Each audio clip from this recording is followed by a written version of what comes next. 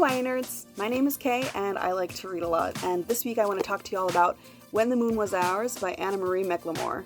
I'm pretty sure that's how we say her name. I'm McLemore. Anyway, so this book came out October 4th in 2016. It is almost 4 years old, still such a precious little baby, and it's 273 pages. I got this book from the library. As you can see, it has, library stickers on the side. However, it is unfortunately a book that was weeded from our collection because it didn't go out enough, which just meant that it got to come home with me. And I read it like a few months after I took it home, and it's fantastic, so that's why I want to talk about it. It did win the James Tipton Jr. Award in 2016, but it was also nominated for the Stonewall Award for Children's and YA Literature in 2017, and also for the National Book Award for Young People's Lit, same year. Nominated for both of those, which is a high honor for any book, so pretty cool. And I don't know, I just really loved the cover of this. It's kind of hard to see, with the jacket on or anything, but we have this beautiful water tower kind of thing going on. You have roses here and moons, which kind of represent both of our main characters. And I'm sure you all saw that it has a romance sticker on the side. Ooh, very blurry. Ooh. There's this romance sticker on the side. At my library, we label genres on the books, just in case, if you just want to read romance, now they all look like this. So it is very romantic, this book. It's also a magical realism book, which I kind of really love. It's magical realism and queer, so it's ticking off two of the boxes that I really like to read about in fiction. So anyway, let's talk about it.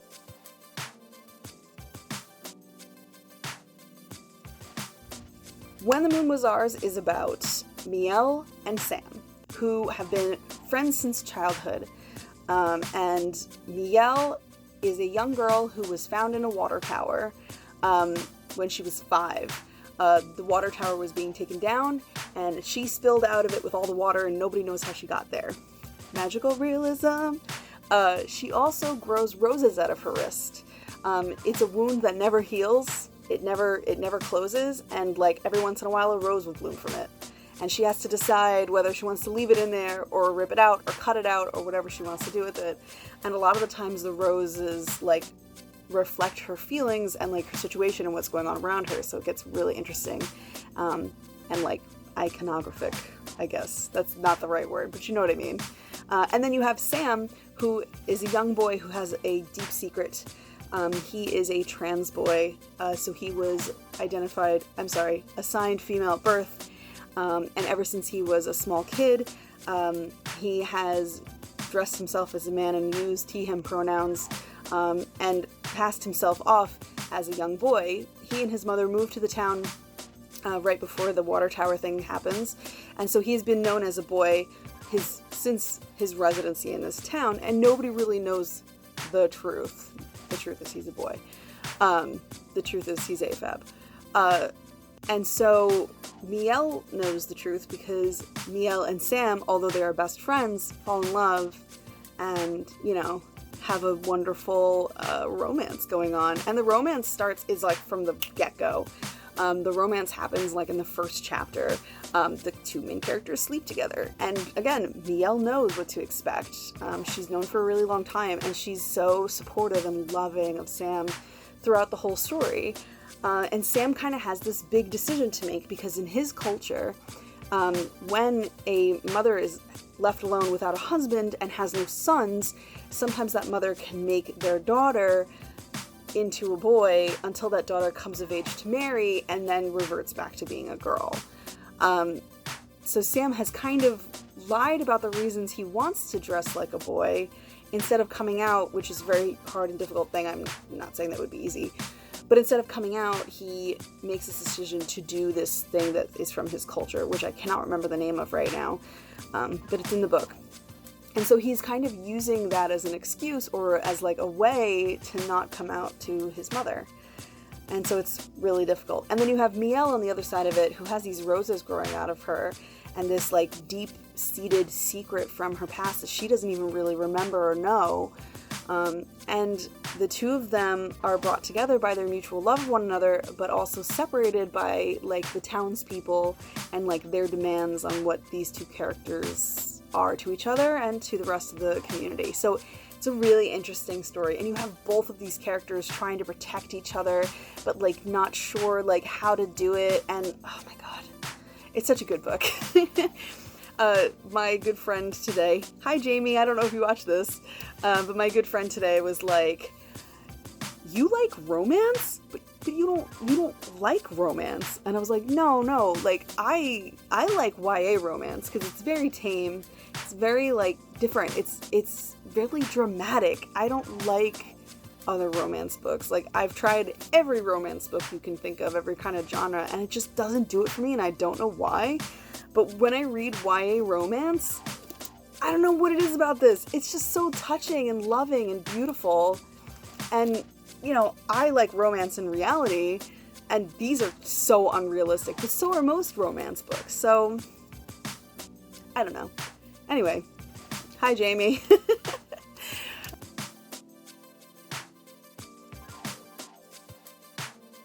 So, tropes. We have a couple of tropes this time around, and by a couple I mean a lot. This does follow a couple of really fun tropes, which is good. So, as always, let me explain how they work. The tropes is a list of like 42, I think I'm at, different tropes that I've got from the internet, also other YA librarians, other friends, hi Tessa, who have kind of helped compile this list with me, also from like TV tropes and fanfiction tropes. I've kind of like pulled this all together into one list, and I like to use this to like categorize books.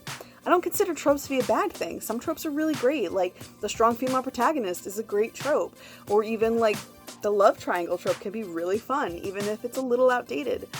These tropes also don't necessarily apply to just YA books. Tons of adult books fall into these tropes too.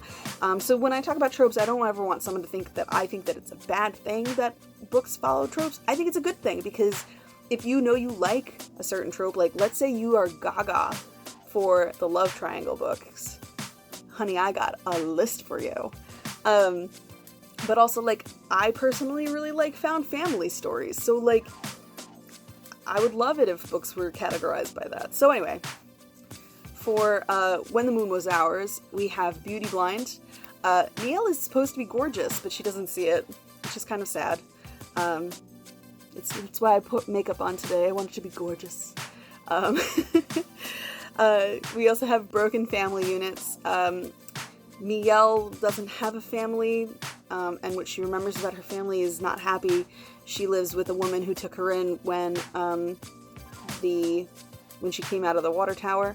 Then you have Sam, who doesn't have a father, and then you also have some other people in the town who have like kind of weird, interesting family situations. So, Buried Memories. Nielle's memories of her family are buried deep inside of her subconscious because they're very painful and traumatic, and so she kind of has to like uproot them to like move on with her life. We also have Communication is Key, not just between Sam and his mother. You know, the communication there is not great because of like the fear of everything, but also the woman who's taking care of Mielle and Mielle have really bad communication skills, and Mielle and Sam have a hard time talking to each other, which is like, if you just would talk to each other, like things would resolve themselves, but no. Okay. Masquerade is the next one. Sam is pretending to be something he's not, and by that I mean, I'm not saying like he's not trans, I'm saying like he's using this excuse from his culture to like be the way he is. It's complicated. Trust me on this. You're gonna have to read the book to understand what I'm saying. Only One Friend in the World. Sam only has Mielle. Mielle only has Sam. At some point that starts to change and shift in the book, but really they just have each other. And sometimes it's a great thing, and sometimes it causes some strife.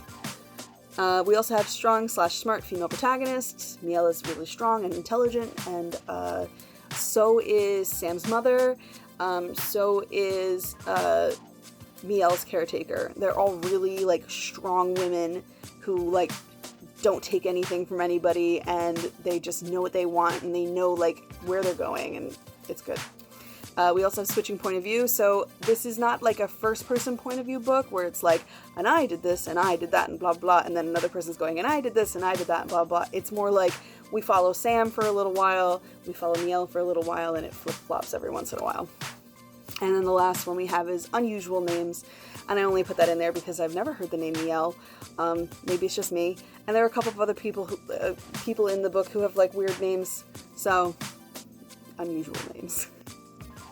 And again, as always, like I just described what each of these means in like my own words, but I have like actual definitions I'm going to put down below in the description, so feel free to check them out, and let me know what you guys think.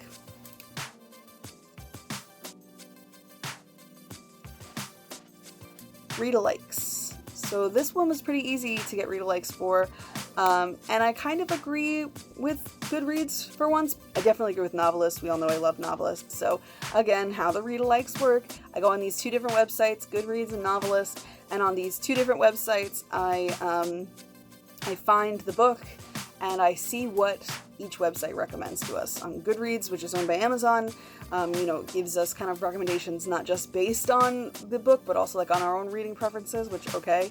And then on Novelist, that gives you more recommendations based on like the book and its themes and its plot, etc. And sometimes even like based on who the author is, if it's an own voices story or not. So for Goodreads, we have Felix Ever After by Kaye Calendar. This is about a young man, a young trans man named Felix Love, who has never been in love. Oh. And he kind of wants to change that, but somebody starts like harassing him anonymously. I don't know if it's via phone or online, could be anything. And he kind of has to like put up with a lot of transphobic nonsense from this person. Poor kid. And so his story is kind of about like overcoming that, but also like dealing with a love triangle. So could be interesting. It's also written by Kaye Calendar, who is also non-binary and uses they them pronouns and is queer. Felix himself is trans, queer, and a black teen. So he kind of feels like he's ticked off too many boxes on like the minority scale, I guess. But I'm sure like by the end of the story, good things happen to him, because I can't see Kaye Calendar doing anything bad to like their characters. I've read one of their two of their books before, right? Yeah, two of their books before, and they like happily ever afters, and I like happily ever afters. So this book's on my TBR list. I'm probably gonna give it a shot soon. And then the other book we have is The Weight of the Stars by Kaye Ancrum. I love Kaye Ancrum. I reviewed her book The Wicker King a couple of months ago, which that cover was gorgeous. The Weight of the Stars cover is gorgeous. And The Weight of the Stars is about a young woman named Ryan with two N's on the end, which I was like, I like that. And Ryan wants to be an astronaut and go into space. However, she lives in a trailer park. And so she sees that aspiration as too high for her. And instead of like trying to pick herself up by her bootstraps, which I don't like that saying, but that's kind of what she wants. That's what she should do. Instead of like trying to like work her way out of that and towards her dream, she instead falls more into like the trailer park trash persona that society has inflicted upon her. And so she gets in trouble a lot, and one day she meets a young girl who has broken her arm, and she finds out that that young girl's mother is in space right now, and that every night this young girl waits for like a call from her mother from space. And so she starts to help her out, and then they become friends, and then they become something more. I actually own this book. It's in literally, I can see the pile from here. I have a pile like really high, this high from the ground. I'm sitting on the ground, so like this high from the ground of books I have to get through. I love Kaye Ancrum, so I wanted to own this book just like I owned The Wicker King, and I'm so excited to read it. I can't wait. But yeah, so that's Goodreads. Novelist, we have The Bone Gap by Laura Ruby. This is also a magical realist book. I read this book. I've actually been thinking about reviewing it, but my library doesn't own it, which sucks. And I like to hold the book up, so I'm just gonna have to buy this book. I'm cool with that. The cover's really cool. It has a bumblebee on the cover. I forget. The bumblebee is important to the story, but I don't remember why, because I did read this book like 3 or 4 years ago. But The Bone Gap is about a young boy who witnesses his brother's girlfriend getting kidnapped at a county fair. However, he has face blindness, so he cannot identify the kidnapper.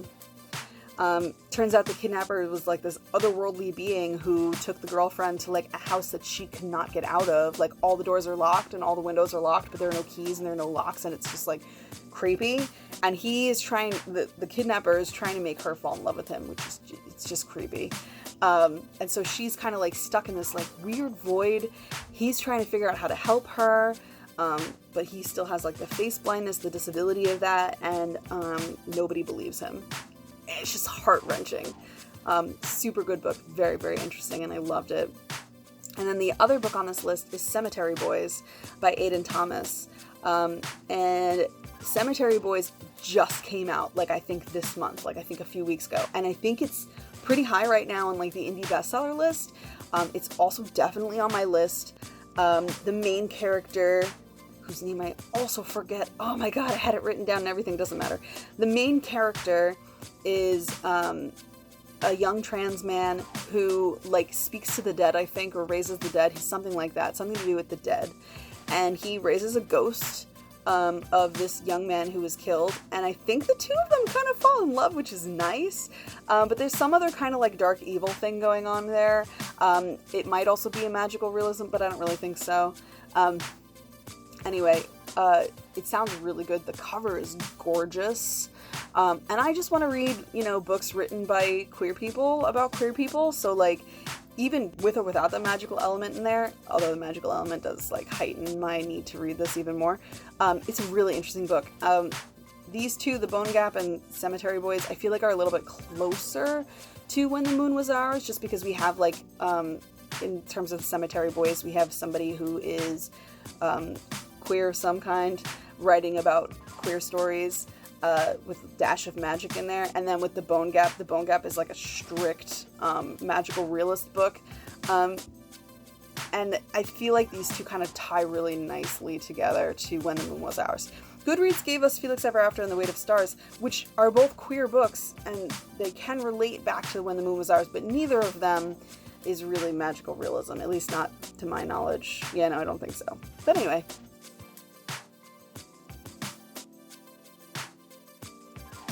So my rating for this book is a 9 out of 10, because it is almost perfect. I didn't really have any complaints except for like some of the scarier parts with Miel. Again, you have to read it to like get through it. And some of the memories that Miel has were a little much for me. But other than that, like the story is fantastic. The love in it is fantastic. Maybe I can even bump it up to a 10. Really, probably should, because it was really, really good, and I do want everyone to read it. Even though it did come out 4 years ago, like I'm sure you could find it in your library, and like just look for the gorgeous cover. I also know that Anna Marie McLemore, if I'm pronouncing that wrong, God. I also know that they just released a book. I think it came out last month. I know I processed it. I know I held it in my hands. And it's also got a gorgeous cover, and it's about that weird dancing sickness that went through Europe like 200 years ago or something, where people were literally dancing themselves to death. There's a mythology story called like The Red Shoes or something like that, and I think Anna Marie is like tied those two things together and has written a really interesting story about it. Yeah, I don't remember the name of that book either, because I'm literally the worst. I'm going to put it on the screen, though, while I'm talking about it, because at least I can do that. But that one looks really interesting. I'm probably going to put that on my TBR and read it. And that's really all I have to say about When the Moon Was Ours. I think I've gushed about it enough. Let's say we give it a 9.5 out of 10, because there's maybe like a minuscule amount of things that bother me about it that don't really matter. So, yeah, that's all I have to say for this week. As usual, if you want to follow me on Instagram or on Twitter, my handles will be down below. You could also follow me on Goodreads if you want to, although I don't really review things on there. You could just see what I'm reading right now. And other than that, this was a long video. I'm very sorry. No, I'm not. And like and subscribe if you want to. I don't know. And I'll see you guys next week, alright? Peace out, YA nerds.